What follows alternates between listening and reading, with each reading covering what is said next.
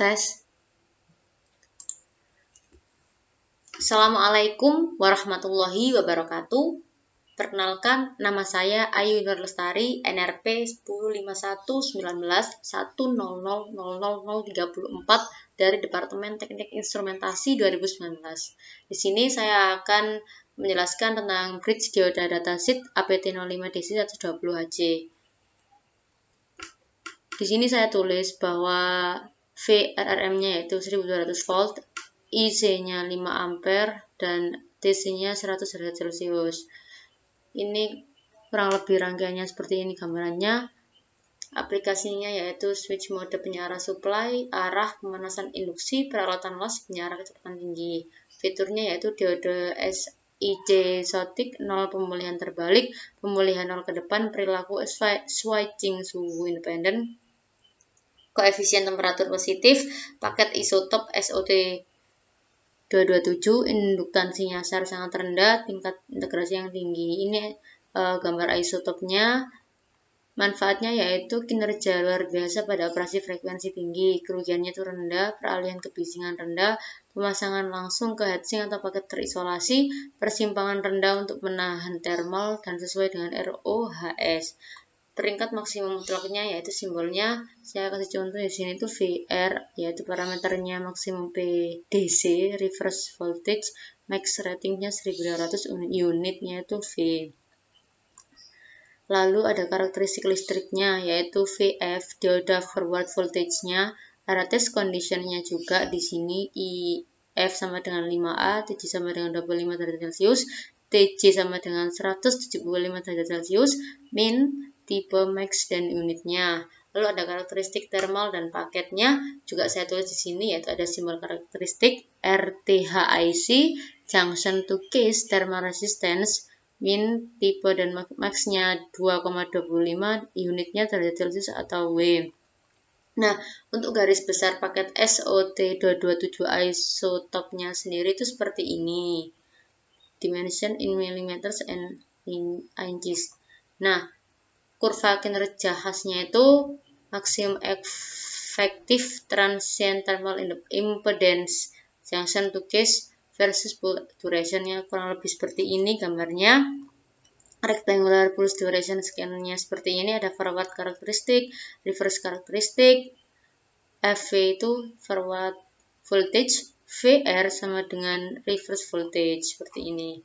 Nah, selanjutnya saya akan menjelaskan juga di sini yaitu tentang tugas, yaitu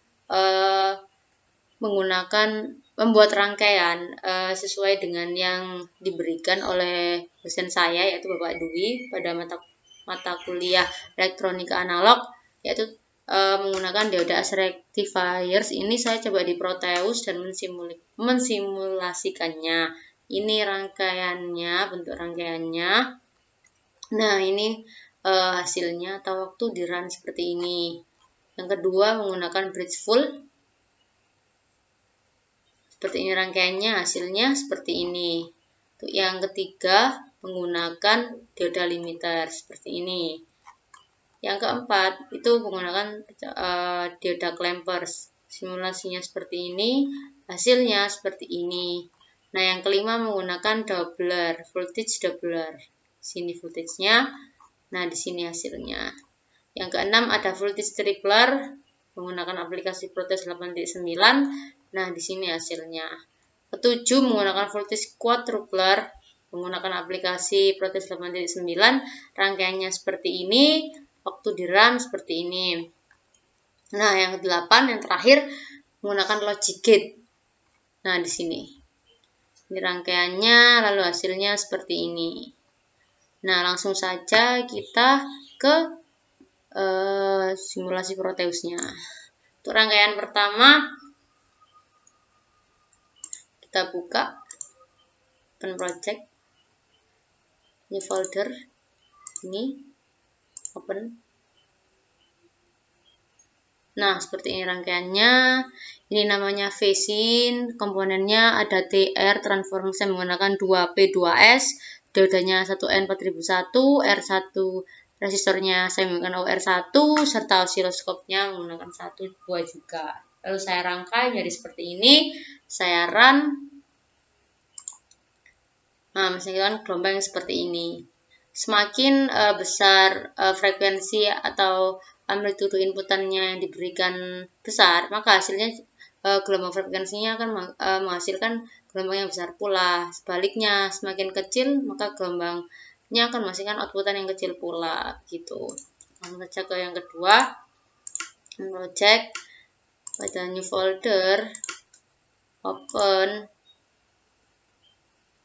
Nah, seperti ini. Saya run. Nah, seperti ini hasilnya.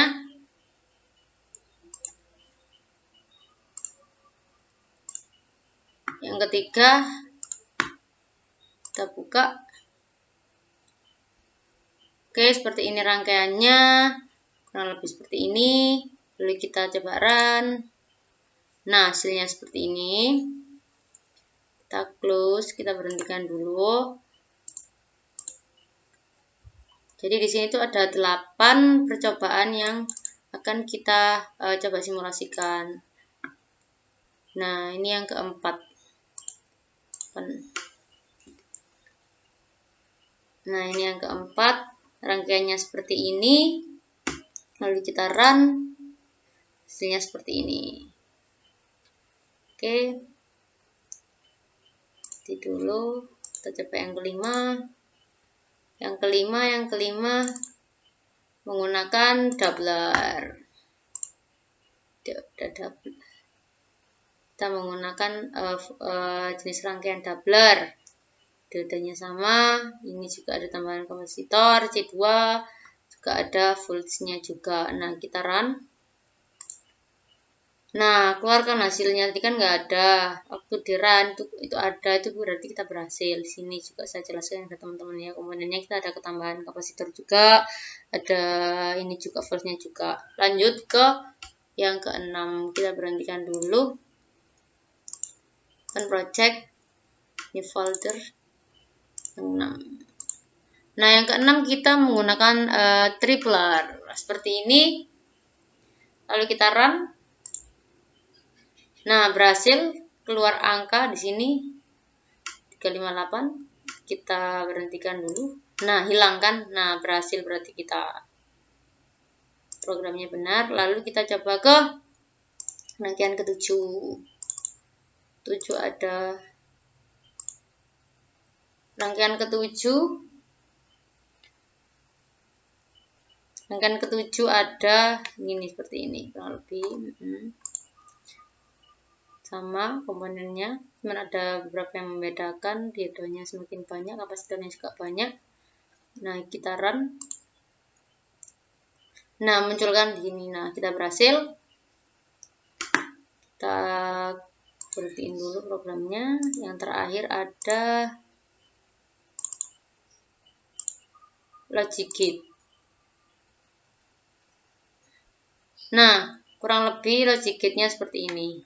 Kita di sini di logic gate tidak menggunakan oscilloscope gitu. Kita mencoba apa sih yang gimana sih tampilannya kalau kita tidak menggunakan oscilloscope. Perbedaannya itu apa? Kita run dulu. Nah, di sini tidak muncul gelombang setelah oscilloscope-nya karena dia tidak menggunakan oscilloscope, menggunakan komponen oscilloscope di sini. Jadi oscilloscope tidak bisa membaca atau mengoutputkan apa yang sudah kita rangkai pada program ProText ini begitu. Jadi perlu oscilloscope-nya mengisi frekuensinya berapa, amplitudenya berapa, dengannya berapa gitu untuk memastikan munculnya gelombang tersebut gitu. Sekian penjelasan dari saya serta tugas yang diberikan, kurang lebihnya mohon maaf. Wassalamualaikum warahmatullahi wabarakatuh.